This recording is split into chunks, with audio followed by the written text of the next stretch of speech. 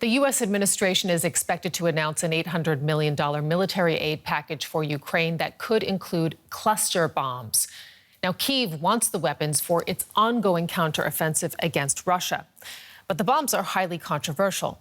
They are currently banned by over 120 countries because they can kill indiscriminately over a wide area, threatening injuries to civilians. Human rights groups are raising concerns. A graveyard of missiles in Kyiv. The remnants of Russian munition that have devastated civilian life in parts of Ukraine. Among them, the rockets used to launch cluster bombs. A large number of small explosives are packed into these containers and released mid-air, with the potential to cause extensive damage to an area the size of a city block. Such as here in Kostiantynivka, a city in Ukraine's Donetsk region, which was hit in March this year by cluster bombs. Local firefighters try to contain the damage. Undetected cluster munitions that don't explode can also maim or kill people decades later. On Thursday, the Pentagon press secretary defended the use of the weapons, pointing the finger at Moscow. So essentially, it can be either loaded with shape charges, which are armor penetrating, or they can be loaded with fragmentary munitions, which are anti-personnel. So clearly a capability that would be useful in any type of offensive operations. I would note that the Russians have already been employing cluster munitions on the battlefield. Human Rights Watch says both Russia and Ukraine have used cluster munitions so far in the conflict, and has called for both sides to stop immediately. And for more, we are joined by DW correspondent Nick Connolly, who is in Kyiv. Nick, the majority of countries around the world have signed this convention banning cluster bombs as inhumane and indiscriminate. How does Kyiv justify wanting to use the controversial weapon? I think the number one argument is that Russia has been using these throughout in larger numbers than Ukraine has. And they would say if anyone should stop using these munitions, it should be the Russians. And that is a clear kind of case of a country with more resources, with more different types of options, should be the first to take that step. I think it's also important to kind of zoom out a bit. The bigger picture from the Ukrainian perspective is that they already feel like they've been limited in lots of things they can do. They have their hands tied behind their backs in a way, trying to protect their country. They're not allowed to use Western weapons against Russian territory. They haven't been given the kind of planes or helicopters that would allow them to protect their front lines that the Russians are using in large numbers. And these cassette munitions these cluster bombs are an option. They are basically available in huge numbers in the US arsenals. There wouldn't be any run-in time. They could be quickly delivered. They don't take any special training or preparation. So this is something that could make a huge difference to Ukraine's counteroffensive right now, rather than these more complex, expensive technologies that take a lot longer and are full of kind of political problems about different countries not wanting to give their permission for these systems to be transferred. So this is a kind of real option for Ukraine at a time where they are having real problems trying to push through those Russian positions that have been built up over the last kind of 6 months or so.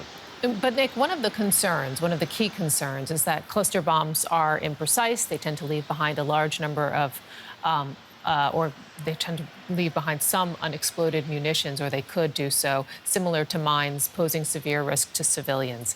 Does Kyiv not share that concern, especially seeing as these bombs might be used on territory that Ukraine hopes to recapture?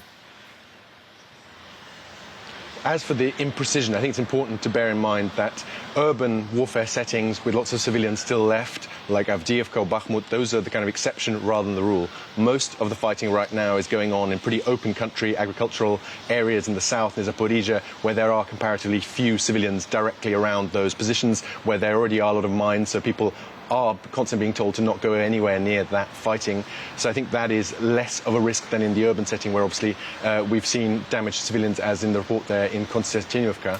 As for the kind of longer-term impacts and the dangers to civilians, I think these battlefields of eastern Ukraine are already so heavily affected by mines, by booby traps, by all kinds of leftover munitions, that there is going to have to be a huge clean-up operation after this war, as soon as the active fighting has ended, and there are just going to be areas where civilians are going to be kept out of for years to come. So I think this doesn't really qualitatively change the situation, because this is a situation that people are already living with, where we see civilians losing limbs, being killed day in, day out, trying to go for water or collect firewood. So this is not necessarily a new kind of an escalation in terms of its dangers to civilian populations.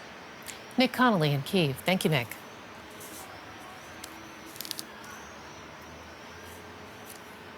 And let's get more now. We are joined by military analyst Mike Martin. He is a senior war studies fellow at King's College in London. So, Mike, walk us through, how exactly do these cluster bombs work? So they come in a variety of different shapes and sizes. They can be dropped from planes, they can be fired out of artillery, they can be on rockets. And essentially what happens is when they're over the target, they explode and they drop multiple, so up to 100 small bomblets that fall onto the target, and they have a variety of military uses. So, for example, if you want to take out an airfield, you can drop it over the runway, and that will pit the runway and make it unusable. If your enemy has lots of stores and supplies laid out, they're very good for that. And also, if your enemy has troops that are in trenches or in the open, they can be very useful for that as well. How useful do you think they might prove in the Ukrainian case? Could they really make a difference on the battlefield? Sure. Well, we can't say that any one weapon system is going to be the thing that Ukraine needs to win the war. But as part of a well-regulated military operating within the laws of war, which, as far as I can see at the moment, Ukraine is, they are very useful. So, for instance, at the moment, Ukraine is doing this offensive, and dropping armor-piercing bomblets are obviously very useful if you're going against armored vehicles, which the Ukrainians are in some areas, and in other areas, the Ukrainians are trying to take out Russian supply dumps. So particularly petrol, oil, things that keep machinery going, and cluster munitions are very useful for that as well. Okay, Mike Martin, senior war studies fellow at King's College in London. Thank you so much. Thank you. The leader of Belarus, Alexander Lukashenko, says that Yevgeny Prigozhin, the head of Russia's Wagner mercenary group, is still in Russia, with thousands of fighters, and not in Belarus, as he's previously claimed. Prigozhin was supposed to go into exile in Belarus after staging a mutiny in Russia. The Kremlin says it is not keeping tabs on the Wagner boss. The mystery continues over the whereabouts of Yevgeny Prigozhin. The Wagner mercenary group's boss hasn't been seen publicly since leading an armed revolt on Moscow. Prigozhin had reportedly traveled to Belarus as part of a deal with Russian President Vladimir Putin following the mutiny he led last month. Now Belarus's leader Alexander Lukashenko says Prigozhin is in Russia and not in his country, as he had previously claimed. I know for sure that Prigozhin is a free man. Right now, he is a free man. I spoke to him on the phone not long ago. I think we spoke yesterday after lunch and discussed the next steps for Wagner's activities. Russian state TV has shown images of what it says was a raid on Prigozhin's office and residence in St. Petersburg, a day after the mutiny. Russian security services said they found cash, gold, weapons, several passports, and wigs, potentially enabling him to travel with a false identity. But the Kremlin says it is not following the Wagner chief. We don't track his movements. We neither have the opportunity nor do we wish to do that.